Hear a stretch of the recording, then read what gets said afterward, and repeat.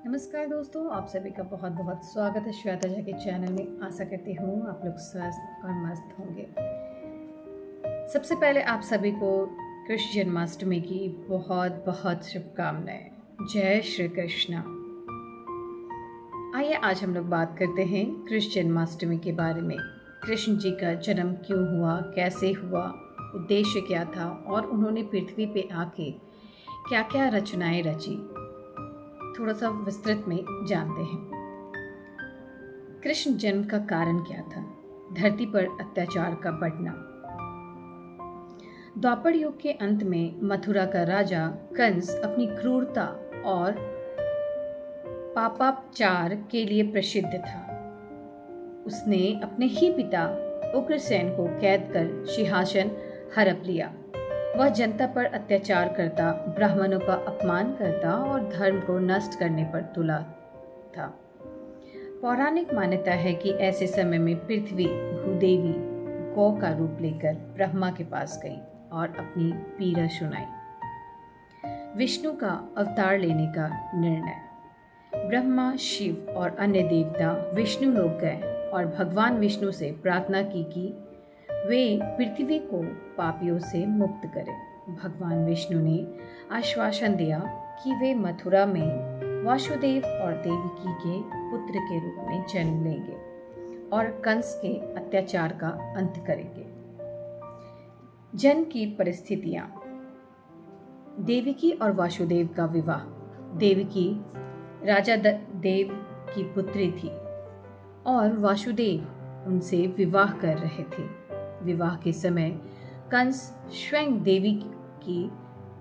देवकी को रथ में बैठाकर विदा करने गया।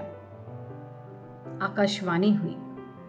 रास्ते में एक आकाशवाणी हुई। हे कंस, जिस देवकी को तुम विदा कर रहे हो उसका 8वां पुत्र तुम्हारा संहार करेगा। यह सुनते ही कंस क्रोधित हो गया और देवकी को मारने लगा।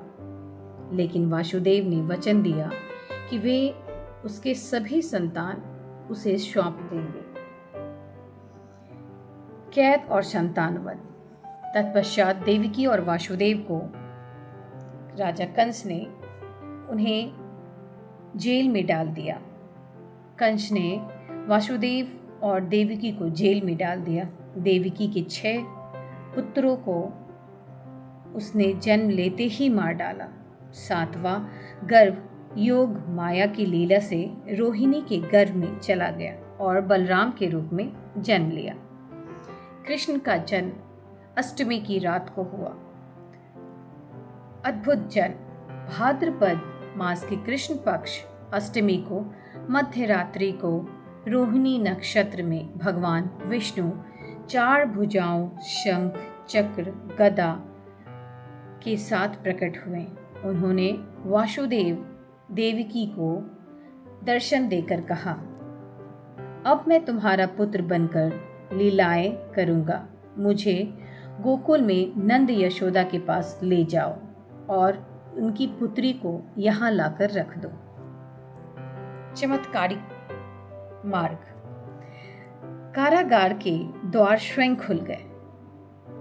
पहरेदार सो गए थे और यमुना का जल वासुदेव के पैरों तक आ गया ताकि वे पार कर सकें। गोकुल में अदला बदली। वासुदेव ने बालक कृष्ण को गोकुल में नंद यशोदा के घर रखा और उनकी नवजात कन्या को लेकर मथुरा लौट आए। जब कंस ने उस कन्या को मारना चाहा तो वह देवी का रूप लेकर आकाश में चली गई और बोली, तुझे मारने वाला जन्म ले चुका है और वह गोकुल में है। और यह कहकर वह कन्या अंतर्ध्यान हो गई। कृष्ण के बालकाल की लीलाएं। अब आप सभी ये सोच रहे होंगे कि ये सब हुआ क्या।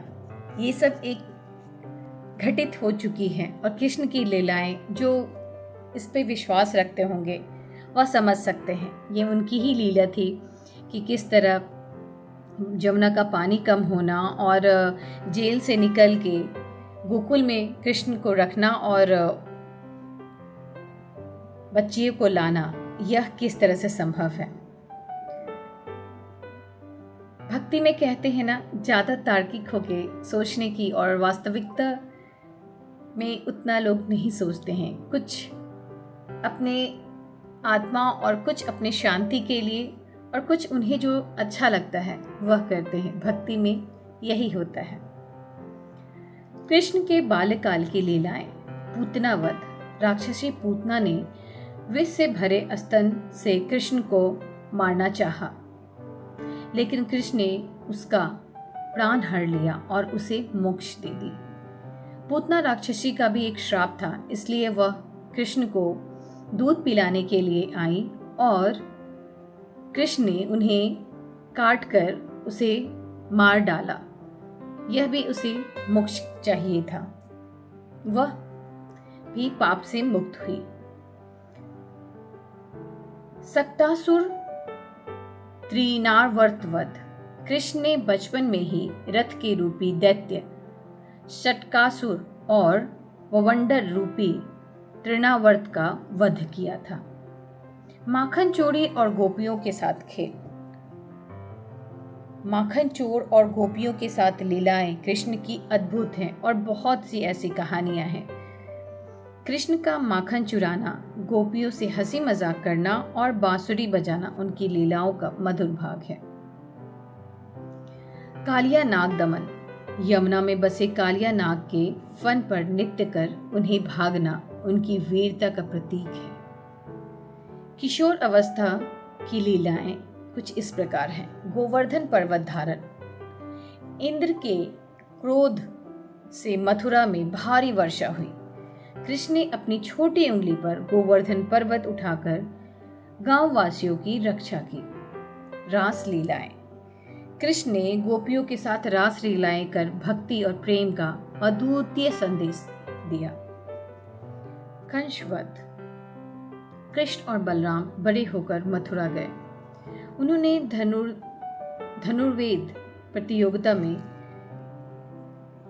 चारून और मुस्टिक जैसे पहलवानों को हराया और अंत में कंस का वध किया, जिससे मथुरा को अत्याचार से मुक्ति मिली।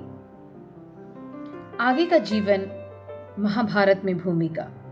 श्री कृष्ण की बहुत बड़ी भूमिका है महाभारत में, जिसे महाभारत का छोटा रूप हम गीता में सुनते हैं। कृष्ण ने हस्तिनापुर में पांडवों के मित्र और सारथी बनकर धर्म की रक्षा की। महाभारत के युद्ध में उन्होंने अर्जुन की भगवत गीता का उपदेश दिया। उन्होंने शिशुपाल, जरासंध और अनेक दुष्ट राजाओं का अंत किया। जन्माष्टमी पर्व कैसे मनाते हैं? उपवास और पूजा।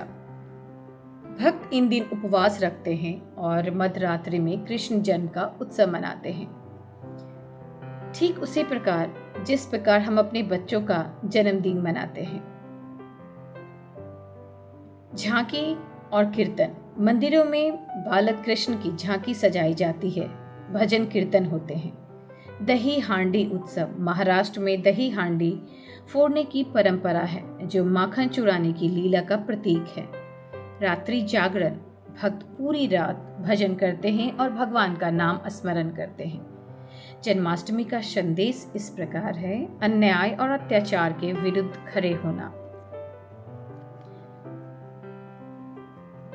प्रेम, भक्ति और सेवा का जीवन अपनाना, धर्म की रक्षा के लिए सदैव तत्पर रहना। इस प्रकार हम लोग कृष्ण जन्माष्टमी मनाते हैं। आप सभी किस प्रकार जन्माष्टमी मनाते हैं? कृपया कमेंट बॉक्स में ज़रूर करें। मेरे वीडियो को लाइक करें, शेयर करें, सब्सक्राइब करें और अपने सुझाव कमेंट बॉक्स में लिखें। जय श्री कृष्णा। और एक बार आप सभी को कृष्ण जन्माष्टमी की ढेरों शुभकामनाएं। भगवान आप सभी की मनोकामना पूर्ण करें। जय श्री कृष्णा। राधे राधे।